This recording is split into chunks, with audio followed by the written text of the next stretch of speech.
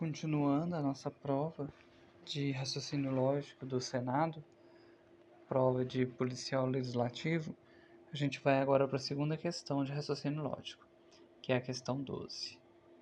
Vamos colocar aqui separado. Questão 12. Considere a afirmativa a seguir. Afirmativa 1. Se tudo der certo, eu viajo amanhã. Avalie se as 3 frases a seguir são negações dessa afirmativa.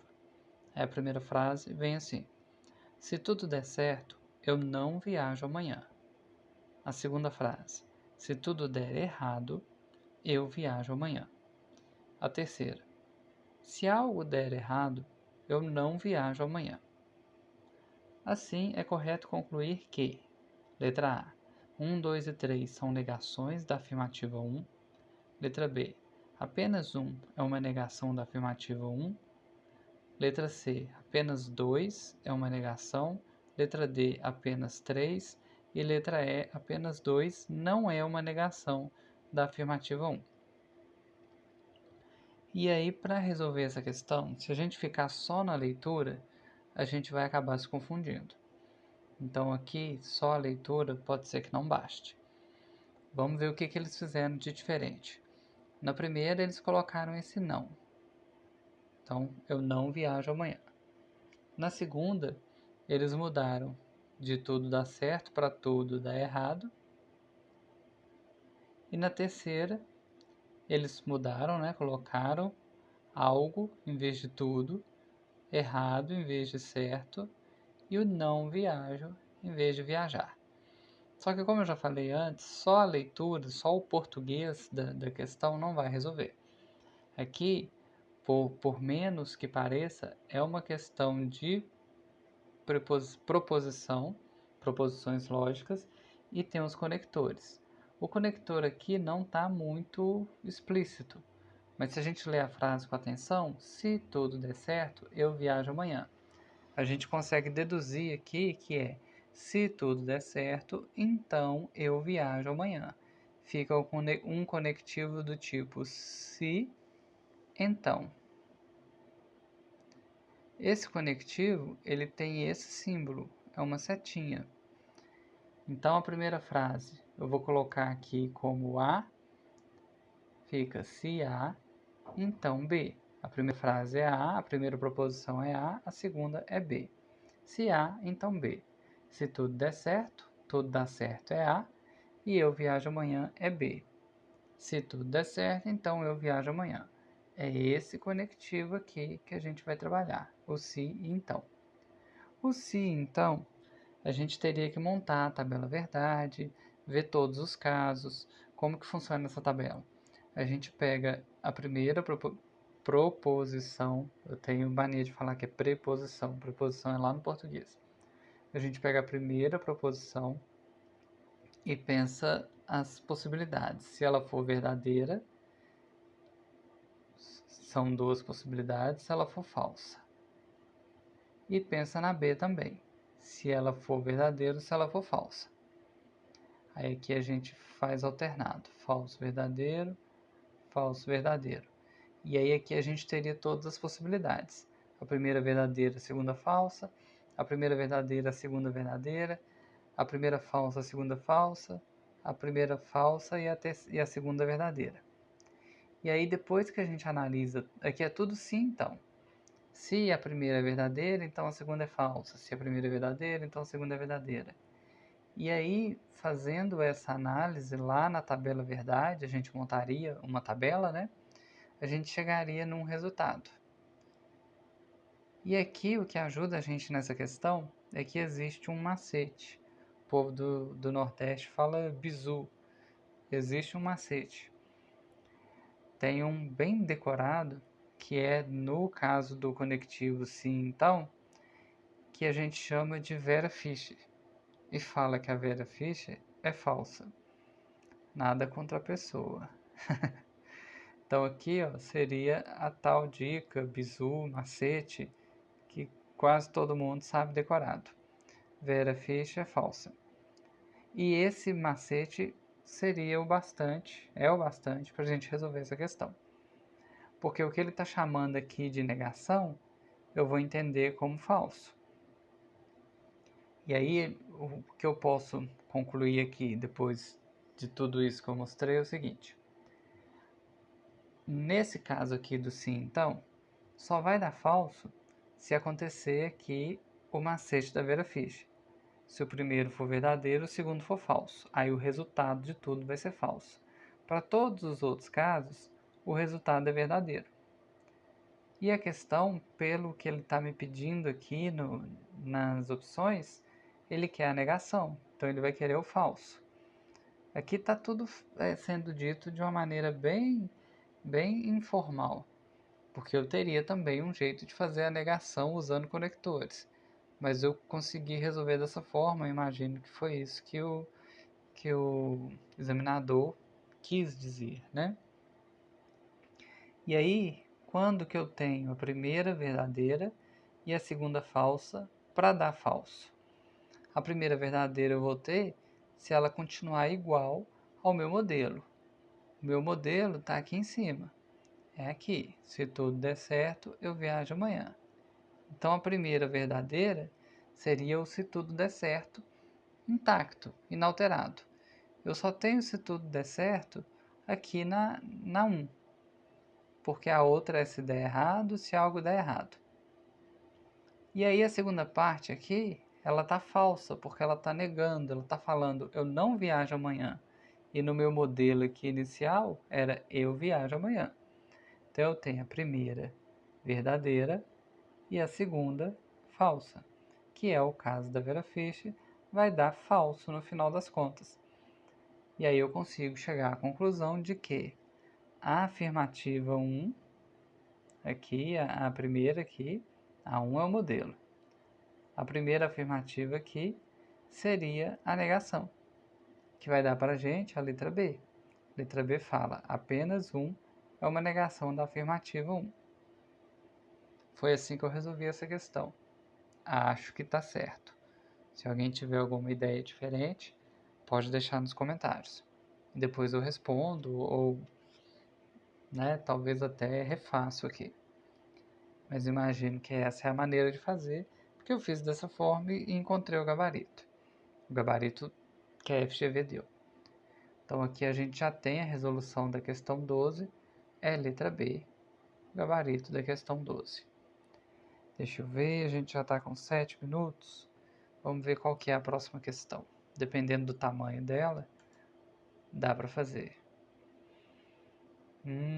Questão 13. A questão 13 eu não consegui resolver, com certeza absoluta. Eu não sei se ela vai ser anulada ou se eu mesmo que não consegui resolver. Vamos ler, a gente deixa aqui a 12 e a 13. Qualquer coisa, qualquer ideia nova, deixa no comentário. E se tiver o que acontecer com a questão 13, se ela for anulada ou se finalmente eu aprender a fazer ela direito, eu posto outro vídeo mostrando como que é. Mas olha como que eu fiz a questão 13. A questão 13 fala assim: a quantidade de números naturais que são menores do que 1000 e têm algarismos repetidos na sua representação decimal é. O que eu entendi dessa questão é o seguinte: ele quer os números menores de 1000, que 1000. Então eu vou de... Opa, deixa eu mudar esse lápis. Eu vou de 999 até 1. Talvez não precise até 0. Até 1. Ou o contrário, de 1 até 999, porque ele quer os números menores que 1000. No número tipo o 999, de 100 a 999, são números com 3 algarismos.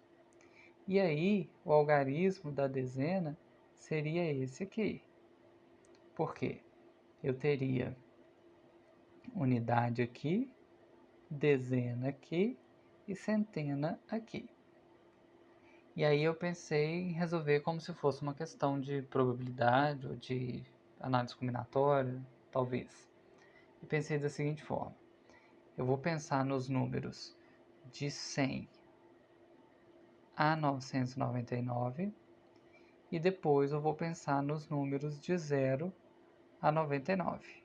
E aí eu somo os dois. E aqui eu cheguei à conclusão de que eu teria 3 casinhas, né? Centena, dezena e unidade. E eu quero que as dezenas se repitam, que foi o que ele falou aqui no começo, ó, que são menores que 1000, tem algarismos repetidos na representação decimal. Como eu quero algarismo repetido aqui na dezena, eu só tenho uma opção. O algarismo que eu colocar aqui, ó, já estou com o lápis errado de novo. O algarismo que eu colocar na dezena vai ser aquele ali sempre, que ele vai repetir. Então eu tenho uma opção só. Na centena, como eu estou pensando de 100 a 999, eu não zero, então eu só posso pôr de 1 a 9. Então eu tenho 9 possibilidades. E na unidade, eu não tenho limite aqui. Por exemplo, com 100, aqui vai ser 0, lá no 999 aqui vai ser 9. Então ele pode ir de 0 a 9, eu tenho 10 opções. 0, 1, 2, 3, 4, 5, 6, 7, 8, 9.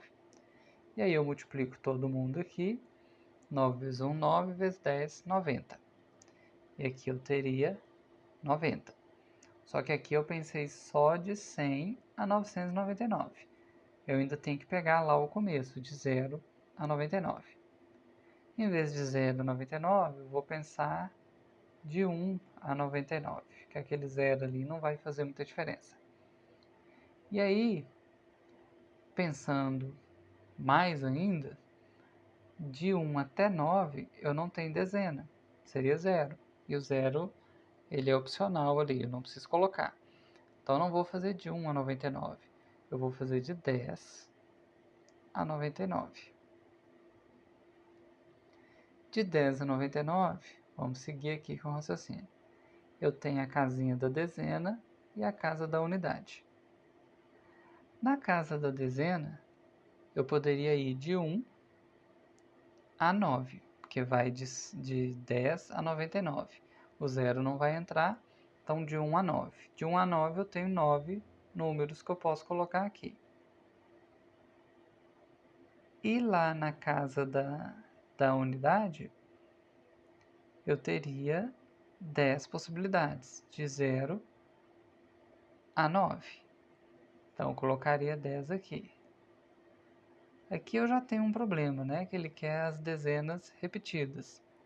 Aí eu não poderia fazer esse 9 vezes 10, porque do mesmo jeito que eu pensei aqui, ó, na dezena teria que ser 1. 1 vezes 10. Só que isso não responde a questão. Aí eu comecei a dividir aqui, por exemplo, vou colocar aqui, de 10 a 19, que eu teria o 1 aqui repetindo 10 vezes. Depois de 20 a 29, aí eu larguei essa representação aqui de probabilidade e fui pensando caso a caso. E aí eu teria igual de 30 a 39, 40, 50, 60, 70, 80 e 90. Então eu teria 9 números, né, de 1 a 9. E aqui, quando eu faço de 10 a 19, eu tenho 10. De 20 a 29, mais 10. Então, no final das contas, eu acabaria tendo 90 aqui também. E aí eu somaria isso na minha resolução, né, que não deu certo. Eu somaria esse 90 com esse 90, que ia dar 180. Faria 90 mais 90 igual 180. Só que não tem 180 nas alternativas. E a alternativa certa é a letra E, 170. Eu ainda não consegui descobrir onde que eu vou tirar 10 números aqui. Ainda não consegui descobrir. Tentei fazer essa questão várias vezes, já pedi para alguns colegas fazerem também, e a gente não conseguiu chegar numa conclusão. Eu não sei se realmente essa questão não tem a resposta correta, ou se eu não estou conseguindo fazer. Mas de qualquer forma, quando tiver o resultado da FGV, se tiver recurso, se não tiver, se for anulado, se não for, eu volto. Vou deixar um card aqui na parte de cima aqui do vídeo, mais ou menos nesse momento aqui do vídeo, vai aparecer, assim que eu tiver uma resolução quanto a essa questão.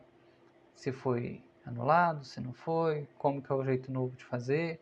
Pode ser também que algum outro canal resolva a questão. Algum professor, né, consiga fazer essa questão e mostrar como que é. Então eu vou deixar isso aqui como para casa. Vou pôr aqui, ó, para casa. E aí eu coloco o cardzinho do YouTube mostrando qual vídeo que vai ter essa resolução.